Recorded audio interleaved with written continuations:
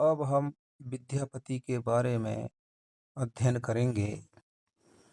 विद्यापति का समय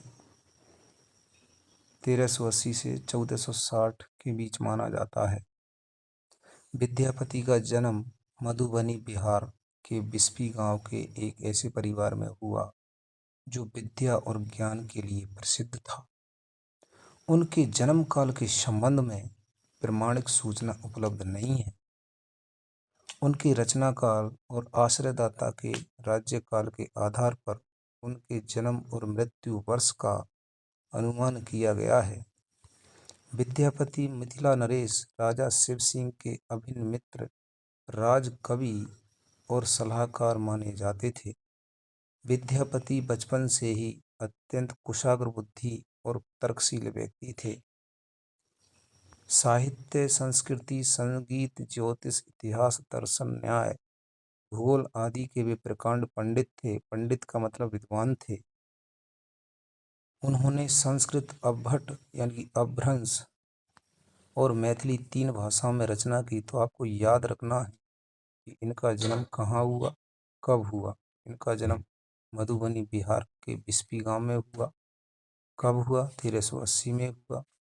दूसरी बात याद रखना है कि विद्यापति किस राजा के सलाहकार थे? तो राजा शिव सिंह के सलाहकार थे। तीसरी बात याद रखना है कि इन्होंने कौन कौन सी भाषाओं में रचनाएं की।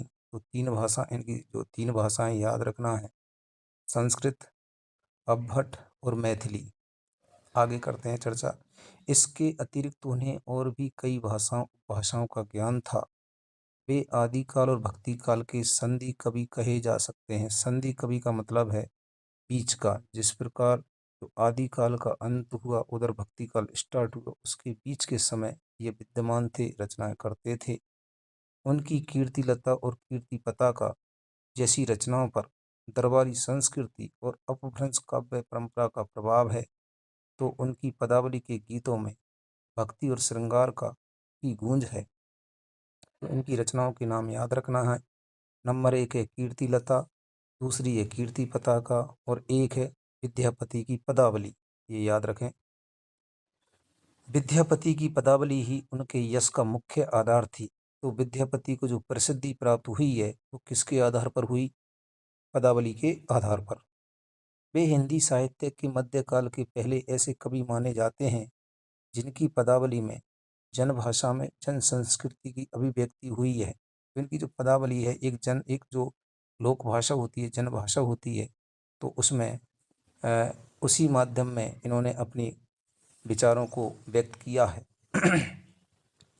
मिथिला क्षेत्र के लोक व्यवहार में और सांस्कृतिक अनुष्ठानों में, अनुष्ठान का मतलब यज्ञ वगैरह में, उनके पद इतने रच बस गए हैं कि पदों की पंक्तियां अब वहाँ के मुहावरे बन गई हैं।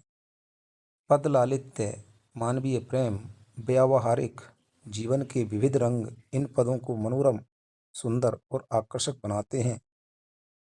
राधा कृष्ण के प्रेम के माध्यम से लौकिक प्रेम के विभिन्न रूपों का चित्रण, स्तुति पदों में विभिन्न देवी देवताओं की भक्ति, प्रकृति संबंधी पदों में प्रकृति की मनोहार छवि रचनाकार के अपूर्व कौशल, प्रतिभा और कल्पनाशीलता के परिचायक हैं। उनके पदों में प्रेम और सौंदर्य की अनुभूति की जैसी निश्चल और प्रगाढ़ अभिव्यक्ति हुई है, वह अन्यत्र दुर्लभ है। वो कहने का मतलब है कि इनके पदों में राधा कृष्ण के प्रेम का वर्णन है।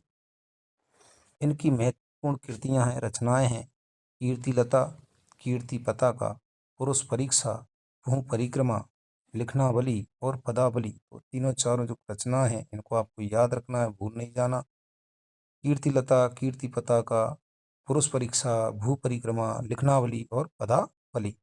तो इनका जो जीवन परिचय है और कृतित्व परिचय हो गया। अब हम देखते हैं पाठ का सार। प्रस्तुत पाठ्य पुस्तक में विद्यापति के 3 पद लिए गए हैं। कितने पद हैं? 3। याद रखना, प्रश्न बन सकता है कि विद्यापति के कितने पद इसमें शामिल हैं? 3 पद हैं। पहले पद में गृहिणी के हृदय के उद्गारों को प्रकट करते हुए उन्होंने उसको अत्यंत दुखी और कातर बताया। तो यहाँ पर गृहिणी के हृदय के जो उद्गार हैं, जो उद्गीर्ण हैं, उनकी चर्चा यहाँ पर की गई है। वो गृहिणी नायिका है जो क्या है, दुखी है। आगे बात करें, उसका हृदय प्रियतम द्वारा भर लिया गया है। वो कहने का मतलब है, नायिका जो उसका प्रियतम है, उसके हृदय में प्रियतम नायिका के हृदय में बस गया है, उससे वो छूट नहीं पा रहा है। और प्रियतम गोकुल छोड़कर मधुपुर जा बसे हैं। और जो प्रियतम है उसके, वो कहाँ जा बसे हैं, मधुपुर। कवि ने उनके कार्तिक मास में आने की संभावना प्रकट की है। तो यहाँ पर कार्तिक मास में कि वो उसके प्रियतम है, वो वापस आएंगे और उससे मिल लेंगे।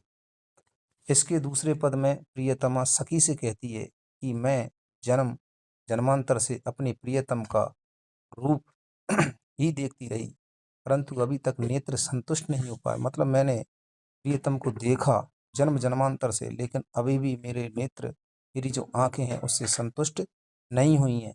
व्यक्ति कितना ही उसके पास रह ले, जब उससे लगाव हो जाता है तो कहने का मतलब वो संतुष्ट नहीं हो पाता है। जब कोई व्यक्ति विशेष, वस्तु विशेष उससे दूर हो जाती है तो